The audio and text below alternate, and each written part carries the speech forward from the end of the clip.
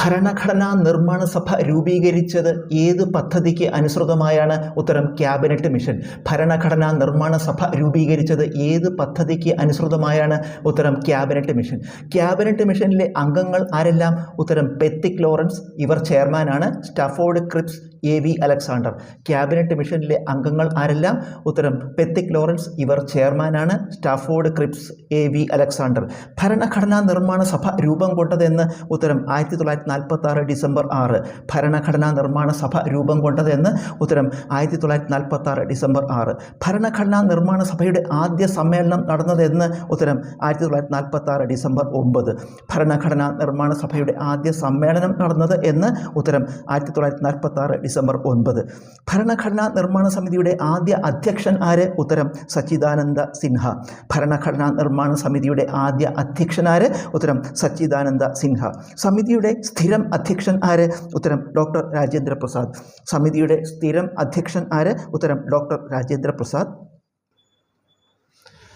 ഭരണഘടനാ നിർമ്മാണ സമിതിയുടെ നിയമോപദേശകൻ ആര്? ഉത്തരം BN റാവു. ഭരണഘടനാ നിർമ്മാണ സമിതിയുടെ നിയമോപദേശകൻ ആര്? ഉത്തരം BN റാവു. ഭരണഘടനാ നിർമ്മാണ സമിതിയെ ആദ്യം അഭിസംബോധന ചെയ്തതാര്? ഉത്തരം JB കൃപലാനി. ഭരണഘടനാ നിർമ്മാണ സമിതിയെ ആദ്യം അഭിസംബോധന ചെയ്തതാര്? ഉത്തരം JB കൃപലാനി. ഭരണഘടനാ നിർമ്മാണ സമിതിയുടെ കാലാവധി എത്ര? ഉത്തരം 2 വർഷം 11 മാസം 17 ദിവസം. ഭരണഘടനാ നിർമ്മാണ സമിതിയുടെ കാലാവധി എത്ര? ഉത്തരം 2 വർഷം 11 മാസം 17 ദിവസം. ഭരണഘടനാ നിർമ്മാണ സമിതിയുടെ ആകെ അംഗബലം എത്ര? ഉത്തരം 389. ഭരണഘടനാ നിർമ്മാണ സമിതിയുടെ ആകെ അംഗബലം എത്ര? ഉത്തരം 389. ഭരണഘടനാ നിർമ്മാണ സമിതിയിലെ മലയാളി അംഗങ്ങൾ എത്ര? ഉത്തരം 17.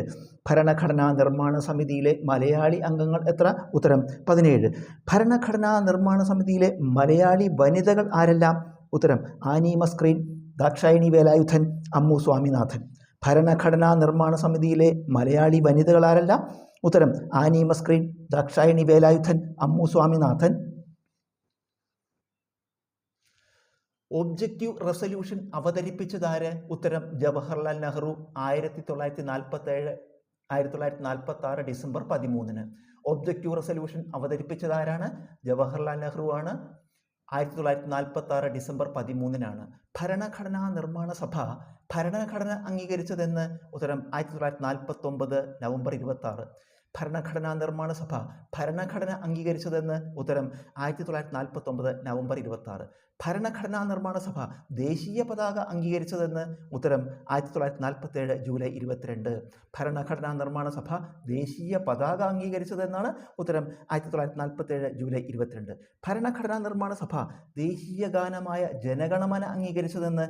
ഉത്തരം 1950 ജാനുവരി 24. ഭരണഘടനാ നിർമ്മാണ സഭ ദേശീയ ഗാനമായ ജനഗണമന അംഗീകരിച്ചതെന്നാണ്? ഉത്തരം 1950 ജനുവരി 24. ഭരണഘടനാ നിർമ്മാണ സഭ ദേശീയ ഗീതമായ വന്ദേമാതരം അംഗീകരിച്ചതെന്നാണ്?